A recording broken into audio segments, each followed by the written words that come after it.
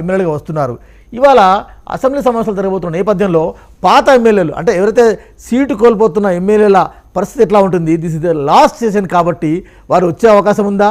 వైసీపీకి సహకరించే అవకాశం ఉందా? ఆ ఫ్యూచర్లో ఈ సమావేశాల అనంతరం ఏ విధంగా ఉంటాయి రాజకీయ పరిణామాలు అంటే ఏం చెప్తారు? పాత ఎమ్మెల్యేలు అని అనడానికి లేదు. పాత ఎమ్మెల్యేలు కాదు, వాళ్ళు ఇప్పటికీ సిట్టింగ్ అండి, సారీ సిట్టింగ్ రైట్. పాత అంటే సీటును కోల్పోతున్న వైసీపీ ఎమ్మెల్యేలు సిట్టింగ్ ఎమ్మెల్యేలే. వాళ్ళు కోల్పోతారా అనేది అది వేరే అంశం. అది ఎన్నికలకు సంబంధించినటువంటి అంశం. ఇది వైసీపీలో వాళ్ళ అభ్యర్థుల్ని నియోజకవర్గాల మార్పు ఇటువంటి అది ఆ పార్టీకి సంబంధించినటువంటి వ్యవహారం. అది దాని మంచి చెడ్డల గురించి చూడవచ్చు, కానీ అఫీషియల్ గా వాళ్ళు ఎమ్మెల్యేలే. ఎప్పుడు ఎమ్మెల్యేలు సభకు రావచ్చు. ఇక్కడ నా అభిప్రాయం ఏంటంటే వాళ్ళు ఎట్లా వ్యవహరిస్తారు అంటే, అక్కడేమి ఓటింగ్ లేకపోతే అవిశ్వాస తీర్మానమో లేకపోతే బడ్జెట్ మీదనో ఇంకో దాని మీదనో ఓటింగ్ జరిగేటువంటి అవకాశాలు పరిస్థితులు ఏమీ లేవు.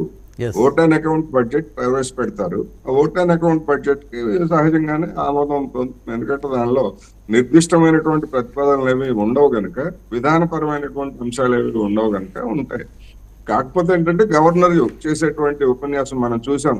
పార్లమెంట్ లో ద్రౌపది ముర్ము గారు చేసినటువంటి ఉపన్యాసం కానీ, లేకపోతే ఆర్థిక మంత్రి చేసినటువంటి ఉపన్యాసం కానీ, అలాంటి ఉపన్యాసాల మీద అభిప్రాయాలు వెలువడించవచ్చు. దాని మీద ఓటింగ్ అట్లాంటివి ఏమి ఉండవు కనుక అది మామూలు స్మూత్ గానే సాగుతుంది అనేటువంటిది నా అభిప్రాయం. రైట్. జనసేన నాయకులు విజయగోపాల్ గారు జూమ్లో చేయడం. విజయగోపాల్ గారు నమస్కారం. నిన్న చంద్రబాబు పవన్ మధ్య చర్చలు జరిగినాయి. 32 సీట్లు కోరారు మీరు, 20 చోట్ల ఏకాభిప్రాయం వచ్చిందని, అదేవిధంగా వచ్చే వారం అభ్యర్థుల ప్రకటన ఉంటుందని రకరకాల వార్తలు వచ్చాయి. 2 ఎంపీ సీట్లు ఇస్తున్నారని. నిజంగా కూడా మీ ఇద్దరి మధ్య ఎన్ని సీట్ల పంపకం ఉంటుంది, ఎలా ఉంటుందంటే ఏం చెప్తారు? Good morning sir.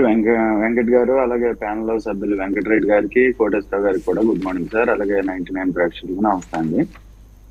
ఈరోజు నిన్న జరిగిన చర్చలు ఏమున్నాయో అవి పవన్ కళ్యాణ్ గారు, చంద్రబాబు నాయుడు గారు సీట్లలో ఎవరెవరు అభ్యర్థులు అనేది అంతవరకు ఇంకా వెళ్ళారని మేము అనుకోవట్లేదు.